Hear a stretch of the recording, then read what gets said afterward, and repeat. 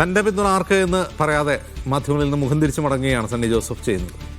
മുഖ്യമന്ത്രി സ്ഥാനത്തിൽ വ്യക്തിപരമായ അഭിപ്രായം പറയാനില്ലെന്ന് ദീപ്തി മേരി വർഗീസ്. മുഖ്യമന്ത്രി തീരുമാനിക്കുന്ന ഹൈക്കമാൻഡിന്റെ നിരീക്ഷകരുടെയും MLA-മാരുടെയും അഭിപ്രായത്തിലൂടെയാണ്. MLA-മാർ അല്ലാത്തവരെയും മുഖ്യമന്ത്രിയാക്കാൻ AICC തീരുമാനിച്ചാൽ അംഗീകരിക്കും. രമേശ് ചെന്നിത്തലയെ പ്രതിപക്ഷ സ്ഥാനത്ത് നിന്ന് മാറ്റിയത് ഇതിന് ഉദാഹരണമാണെന്നും ദീപ്തി പറഞ്ഞു.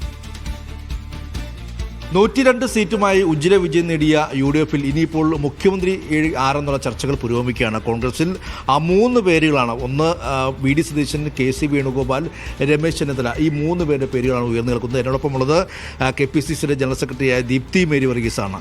ഞാൻ പറഞ്ഞ പോലെ 3 പേരുകൾ, ഈ 3 പേരുകൾ ഇപ്പോൾ ചർച്ച സജീവമായി മുന്നോട്ട് പോകുന്നു. ഇപ്പോൾ ഹൈക്കമാൻഡ് നിരീക്ഷകരെ വയ്ക്കുകയാണ്. എങ്ങനെയാണ് ദീപ്തി മേരി വർഗീസിൻ്റെ ഒരു അഭിപ്രായം?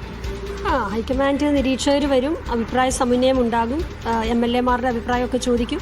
അതിനുശേഷം ദേശീയ നേതൃത്വം ഒരു അഭിപ്രായത്തിലേക്ക് വരും. അതിൻ്റെ അകത്ത് അതാണല്ലോ അതിൻ്റെ ഒരു രീതി. എല്ലാ കാലത്തും കോൺഗ്രസ് അവലംബിച്ചിട്ടുള്ള ഒരു രീതി അതാണല്ലോ, അഭിപ്രായ സമന്വയം നടത്തുക എന്നുള്ളതാണല്ലോ. ഈ 3 പേരുടെ പേര് വരുമ്പോൾ അതിന് ആർക്കായിക്കൊരു ഒരു മുൻഗണന ദീപ്തി മേരി വർഗീസ് നൽകുക? അല്ല, ഞാൻ എന്തിനാ മുൻഗണന നൽകുന്നത്? അങ്ങനെ ഒരു വ്യക്തിക്ക് ഒരു മുൻഗണന ഒരിക്കലും പറയാൻ പറ്റത്തില്ല. അങ്ങനെ ഒരു വ്യക്തിപരമായ അഭിപ്രായമൊന്നുമില്ല. വ്യക്തിപരമായ അഭിപ്രായമൊക്കെ അവരവരുടെ വീട്ടിലിരുന്ന് പറയാനേ പറ്റുള്ളൂ. അഭിപ്രായം കോൺഗ്രസ് പറയേണ്ടത് കോൺഗ്രസിൻ്റെ MLA-മാരാണ് അഭിപ്രായം പറയേണ്ടത്. അവർ അതിൻ്റെ അകത്ത് അഭിപ്രായം പറയും. MLA ജയിച്ചു വന്ന MLA-മാർ അഭിപ്രായം പറയും. അതിനുശേഷം ആ അഭിപ്രായമെല്ലാം കേട്ടതിന് ശേഷം AICC ആണ് ഏത് രീതിയാണ് അവലംബിക്കേണ്ടത്, എന്താണ് ചെയ്യേണ്ടത് എന്നൊക്കെ തീരുമാനിക്കുന്നത്. ഇതിൻ്റെ അകത്ത് അഭിപ്രായം പറയാൻ സ്വാതന്ത്ര്യമുള്ളൊരു പാർട്ടിയാണ് കോൺഗ്രസ്. കോൺഗ്രസ്സിൽ പല രീതിയിലുള്ള അഭിപ്രായ പ്രകടനങ്ങളുണ്ടാകും. പക്ഷേ ആ അഭിപ്രായ പ്രകടനങ്ങൾ നവമാധ്യമങ്ങളിലാണെങ്കിലും പുറത്താണെങ്കിലും പറയുമ്പോൾ അതിനൊരു പരിധി ഉണ്ടാവണം.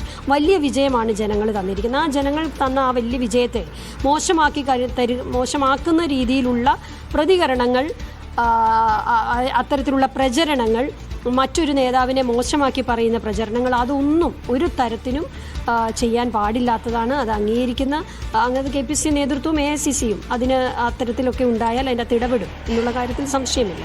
ഈ മുഖ്യമന്ത്രി തീരുമാനിക്കുന്ന ഒരു മാനദണ്ഡം, ആ മാനദണ്ഡത്തിൽ പൂർണ്ണമായ തൃപ്തിയാണോ ഈ ഇത്തരം കാര്യങ്ങൾ? മുഖ്യമന്ത്രി തീരുമാനിക്കുന്ന ഒരു മാനദണ്ഡം ഉണ്ടല്ലോ 100%. കാരണം അത് നമുക്ക് രാജ്യത്ത് എല്ലാ സംസ്ഥാനങ്ങളും തീരുമാനിക്കുന്ന ഒരു രീതിയുണ്ട് AICC-ക്ക്. ആ രീതി അനുസരിച്ച് മാത്രമേ തീരുമാനിക്കുകയുള്ളൂ.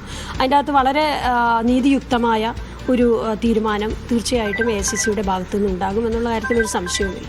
അതിൽ MLA-മാരുടെ അഭിപ്രായം